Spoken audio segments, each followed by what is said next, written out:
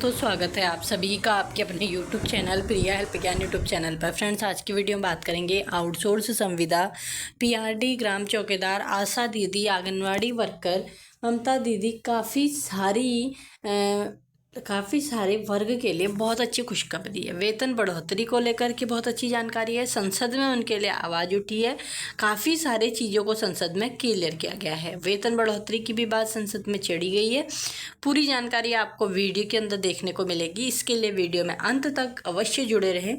Channel को ज़रूर subscribe कर दें, वीडियो को लाइक करें, कमेंट शेयर अवश्य करें, क्योंकि ऐसी ही आप सभी के लिए ऐसी छोटी बड़ी वीडियोज़ में अपने चैनल के माध्यम से लेके आती रहती हूँ। तो चलिए स्टार्ट करते हैं वीडियो को। चैनल को सब्सक्राइब करना ना भूलिएगा और वीडियो को शेयर अवश्य कीजिएगा, ताकि आप जैसे अन्य वर्ग को भी इस वीडियो का लाभ मिल सके। चलिए स्टार्ट करते हैं वीडियो। तो प्रत्यक्ष देखते और सुनते हैं और पूरा प्रदेश के जनमानस उम्मीद लगा करके मंत्री जी की भाषण को सुनते हैं कि ये जो भाषण दे रहे हैं उसमें क्या भविष्य का नजरिया है। मैं माननीय सभापति महोदय जी, मैं आज एक सही बात करना चाहता हूं। ना मैं पक्ष का करना चाहता, ना मैं विपक्ष का करना चाहता। मुझे पता है सत्ता पक्ष वाले अपनी बात करेंगे, हम विपक्ष वाले अपनी बात करेंगे, पर सच्चाई पे भी चर्चा होनी चाहिए कि सच्चाई क्या है। सच्चाई ये है कि माननीय वित्त मंत्री जी ने 191, बड़ा लंबा चौड़ा, कौन अधिकारी इतना बना दिया आपको थकाने के लिए, मेरे को पता नहीं, 191 कंडिका का आपका ये बजट भाषण लिखा, 191। अब इसमें आपने कंडिका 6 में जो आपने लिखा है कि इस समय प्रति व्यक्ति आय 1,42,000 रुपए है। मैं सत्य बात कर रहा हूं। अगर 1,42,000 को आप प्रति माह में आप अगर बांटोगे तो 11,833 रुपया पर मंथ होता है। ये अधिकारी भी बैठ के सुन रहे हैं, जरा सुन लो। अगर आप 12 महीने में बांटोगे, वित्त मंत्री जी जरा नोट करो, इधर उधर ना देखो, नोट करो। अगर मैं बोलूं तो मुझे आप जो कहोगे मैं तैयार हूं। 11,833 रुपया पर मंथ होता है, जिसको आपने कहा प्रति व्यक्ति आय। स्वागत है, मैं आपका स्वागत करता हूं, अभिनंदन करता हूं, पर आपको मौके पे भी बताना पड़ेगा। मैं उदाहरण दे रहा हूं, अंशकालीन कर्मचारियों को आप 4,000 रुपए महीना दे रहे हो, जरा गुणा करिए।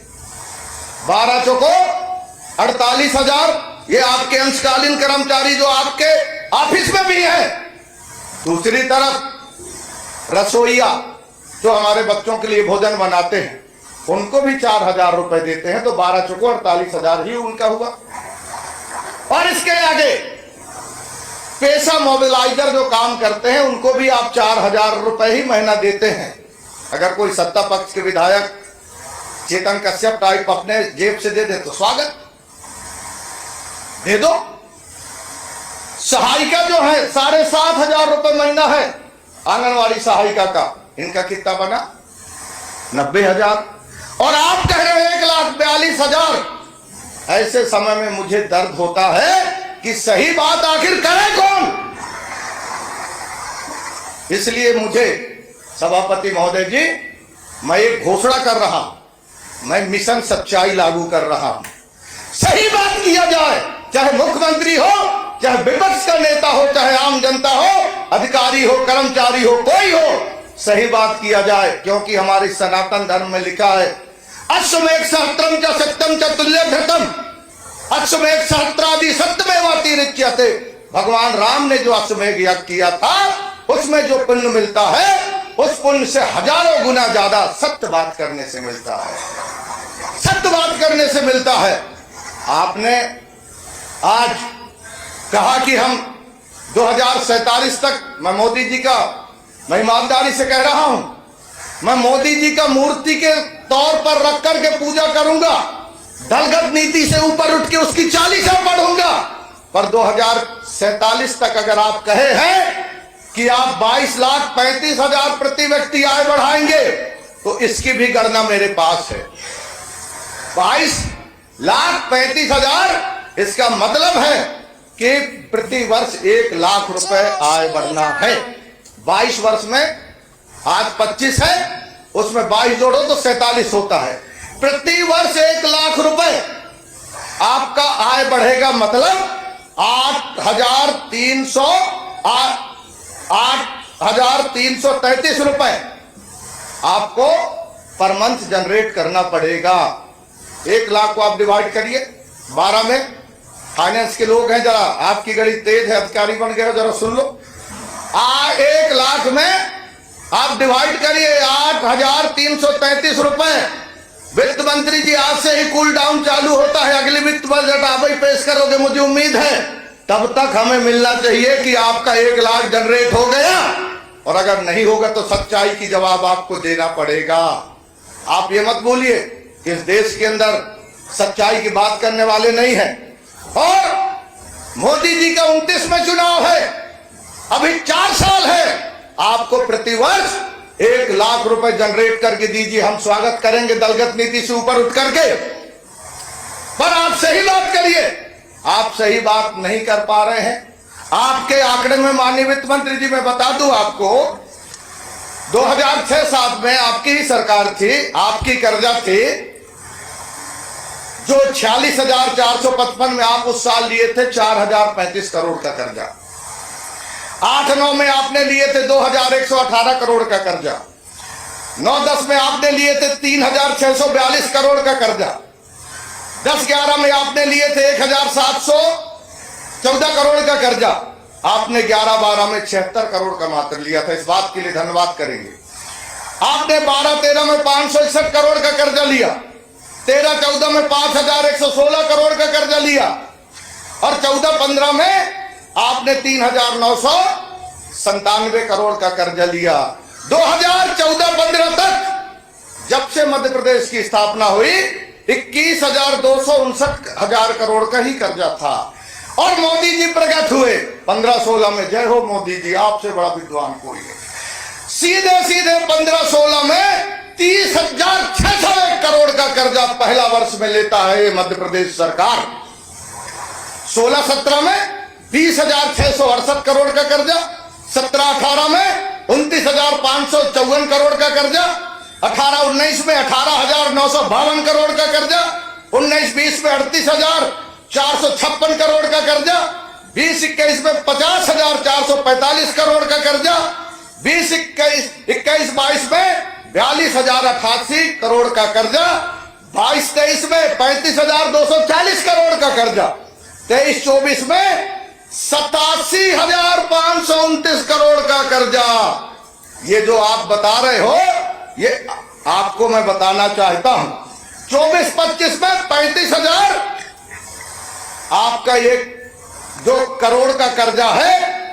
अभी 2000 मोदी जी के कार्यकाल में 3,85,000 करोड़ का कर्जा अगर चढ़ा है, तो उससे पहले जो भाजपा के नेता थे वो बेकार थे क्या? वाजपेयी जी थे क्या बेकार थे क्या? क्या कहना चाहते हैं? अगर वाजपेयी जी ना होते तो मोदी जी अभी पीएम नहीं बन पाते, हमें पता है। आप लोग मानो या ना मानो।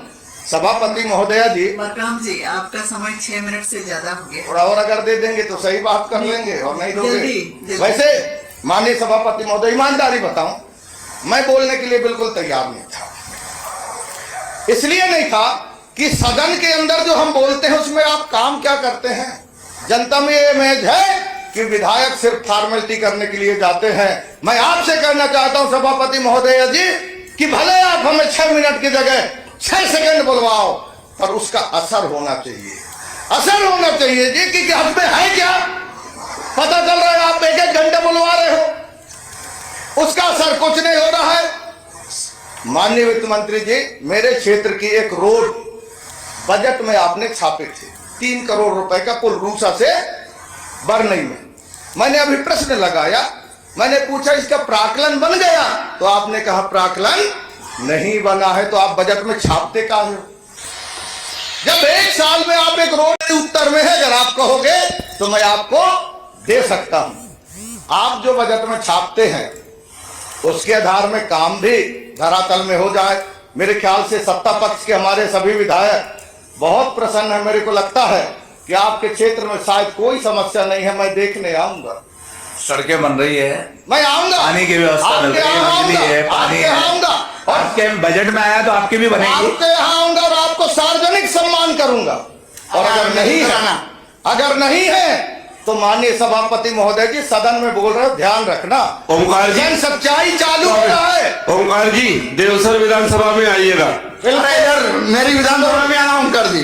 बिल्कुल सरदार जी, माननीय सभापति महोदय जी, मैं जो आज फिर कह रहा हूं, मैं ये वित्त मंत्री जी और सभी साथियों को कह रहा हूं कि मैं मिशन सच्चाई आज से ही चालू कर रहा हूं। और अगर मेरी गलती है तो सबसे पहले मैं खुद बताऊंगा कि यहाँ पर मेरी गलती है, और अगर आपकी गलती है, मैं इसलिए कह रहा हूं सभापति महोदय जी, आने वाला, एक मिनट, आने वाला जो भविष्य है वो किधर जाएगा, जरा सोचो, आने वाला भविष्य किधर जाएगा। अभी हमारे जो नया जनरेशन है, आने वाला जो पीढ़ी है, वो किधर जाएगा अगर यही करते रहेंगे आप और हम। अगर आप और हम यही करते रहेंगे तो वो भविष्य उनका कहा कि दुखों के निवारण के लिए आपका बड़ा, मैं तो चाहता हूं आप थोड़ा बहुत, अरे हम जैसे विधायक आपके एक निर्णय से दुखी हैं, उधर 15 करोड़ इधर 5 करोड़, वो भी नहीं मिला, इसी का निराकरण कर दो। छोटा सा, जब 3 लाख, 15 महीने का याद करो, 15 महीने में क्या किया था आपने? 15 महीने का जो इतिहास है वो आपके पास है, उसे हम नहीं बताएंगे, आप उसकी परीक्षण करें। मैं सिर्फ